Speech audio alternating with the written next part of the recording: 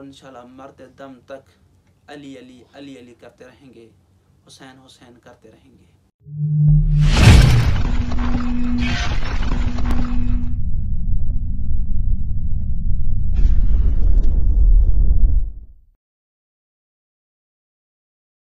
اعوذ باللہ من الشیطان اللعین الرجیم، بسم اللہ الرحمن الرحیم،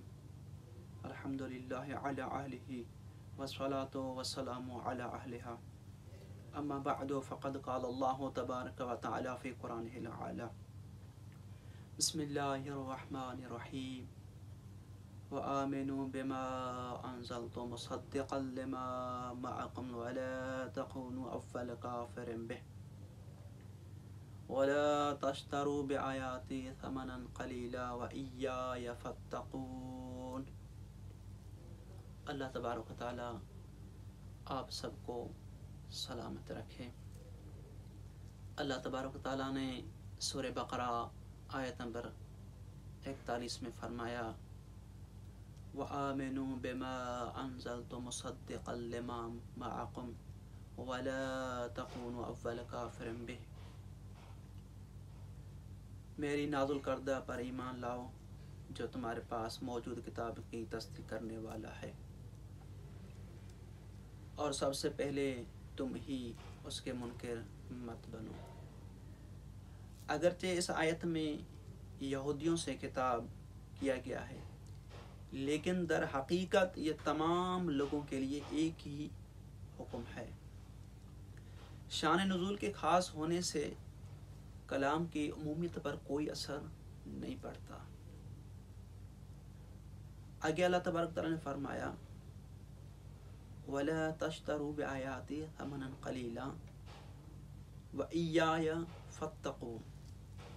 ہماری آیاتوں کو کم قیمتوں پر فروخت نہ کرو، نہ بیچو،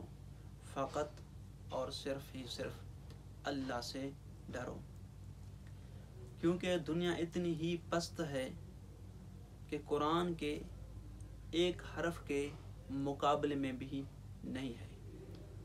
اسی طریقے سے اہل بیت علیہ الصلوۃ والسلام جو کہ ناطق قرآن ہیں، ان کے بھی منکر نہ بنو، اور ان کے ذکر کو بھی نہ بیچو کم قیمت پر، کیونکہ اہل بیت علیہ الصلوۃ والسلام کا ذکر وہی بیچے گا، وہی انکار کرے گا جو یہودی ہو،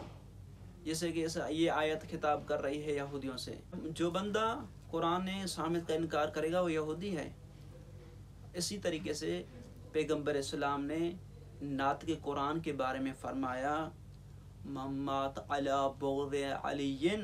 فلا یبالی مات یہودیا او نصرانیہ، اس روایت کے روح سے جو بھی بندہ بغض علی بن ابی طالب رکھ کر مر جائے وہ یہودی اور نصرانی مرے گا۔ اور ایک اور جگہ پر امام صادق علیہ الصلوۃ والسلام فرماتے ہیں من الامام المفروض الطاعۃ من جحدہ مات یہودیہ، ہم میں سے امام ہے جن کی اطاعت کرنا واجب ہے، جو مفروض الطاعہ ہے، اور جو بھی ان کا انکار کرے گا مات یہودیہ، وہ یہودی مرے گا، کیونکہ سامت قرآن کا انکار یہودی ہے، ناطق قرآن کا انکاری بھی یہودی ہے، اور سامت قرآن کا جو ذکر بیچے گا، جو آیاتوں کو بیچے گا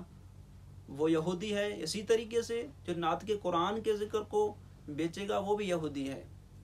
اور اللہ سے ڈرو، وہ واحد القہار ہے۔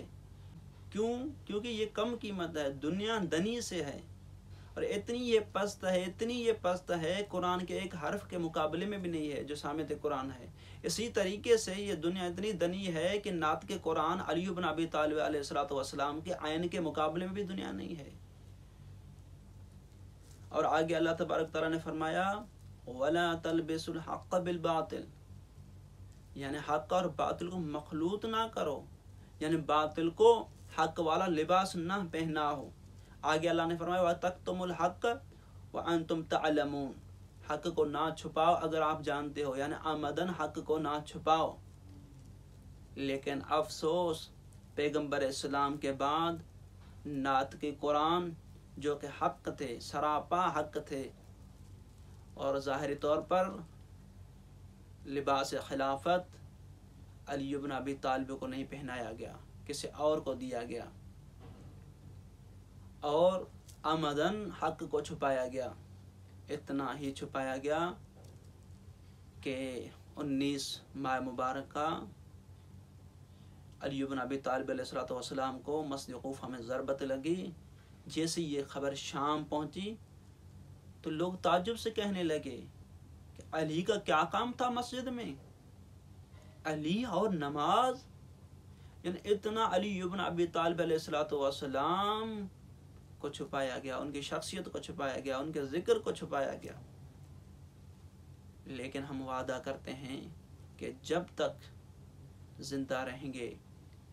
اہل بیت علیہ السلام کا ہم ذکر کریں گے، اور انشاءاللہ مرتے دم تک علی علی علی علی کرتے رہیں گے، حسین حسین کرتے رہیں گے۔ السلام علیکم یا علی